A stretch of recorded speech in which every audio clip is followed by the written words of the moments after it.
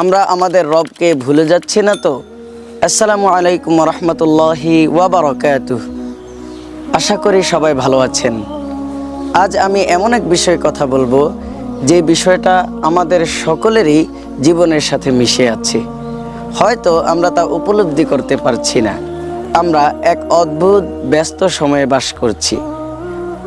আমাদের হাতে সময় নেই, আমাদের মাথায় নানান রকমের দুশ্চিন্তা, কেরিয়ার গঠন করা, টাকা পয়সা, সোশ্যাল মিডিয়া, পড়াশোনা করা ইত্যাদি ইত্যাদি। এই সব কিছুর ভিড়ে আমরা আমাদের প্রভুকে ভুলে যাচ্ছি না তো? এই সব কিছুর ভিড়ে আমরা আমাদের নিজেকে হারিয়ে ফেলছি না তো? আমরা আমাদের প্রভুকে ভুলে যাচ্ছি না তো? আমরা কেবল এই জীবিকার পেছনে ছুটতে গিয়ে জীবনদাতা আল্লাহ তাআলাকে আমরা ভুলে যাচ্ছি না তো? এই সম্পর্কেই, আমাদের এই গাফলতি সম্পর্কেই আল্লাহ তাআলা কঠিন সতর্কবাণী দিয়েছেন।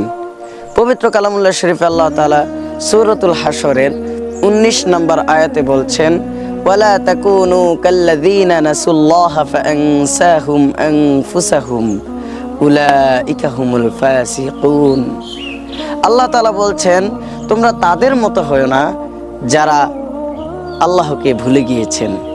ফলে আল্লাহ তাআলা তাদের নিজেদের আত্মপরিচয় ভুলিয়ে দিয়েছেন, তারা পাপাচারী।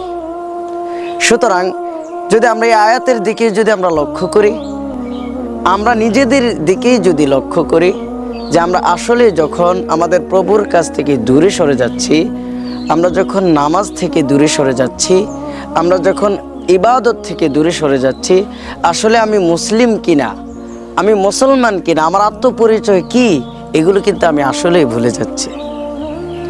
এই ব্যাপারে রাসূল আকরাম সাল্লাল্লাহু আলাইহি ওয়াসাল্লাম হাদিসের মধ্যে এসেছে, ওয়াহান নামক একটা শব্দ আল্লাহ রাসূল সাল্লাল্লাহু আলাইহি ওয়াসাল্লাম উচ্চারণ করেছিলেন। সাহাবারা প্রশ্ন করেছে, ইয়া রাসূলুল্লাহ, ওয়াহান শব্দটা কি, এর মানে কি? আল্লাহ রাসূল বলেছেন যে এর মানে এটা যে দুনিয়াকে আঁকড়ে ধরা আর মৃত্যুকে ভয় করা, মৃত্যুর কাছ থেকে দূরে সরা।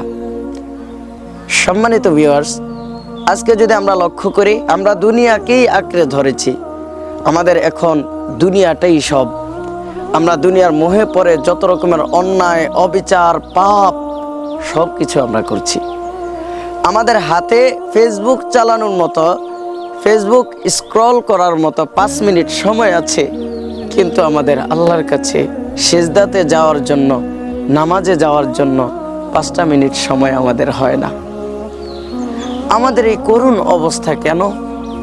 আমরা যদি নিজেকে প্রশ্ন করি, আমরা কেন এসেছি এই দুনিয়াতে, কি করতে এসেছি, কি করছি, আমরা কি নিয়ে যাব অন্ধকার কবরে? দুনিয়ার এই আরাম আয়েশ আমাকে অনেক শান্তি দেয় ঠিকই, কবরে আমাদের কি অবস্থা হবে?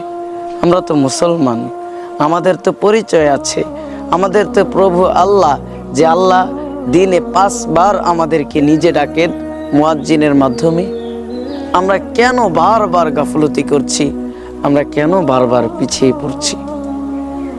আসুন আমরা আমাদেরকে পরিবর্তন করি, আমরা আমাদেরকে গঠন করি, আমরা নামাজ পড়ি, আল্লাহ তাআলার হুকুম আহকামগুলো মেনে চলি।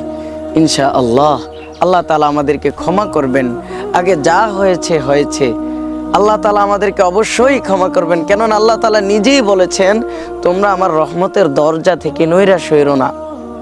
অর্থাৎ আমরা আল্লাহর রহমতের দরজায় এখনো যাওয়ার সময় আছে, সময় আমাদের ফুরিয়ে যায়নি।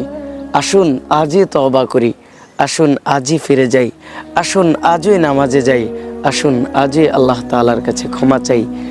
আল্লাহ তাআলা নিশ্চয়ই ক্ষমাশীল ও দয়ালু।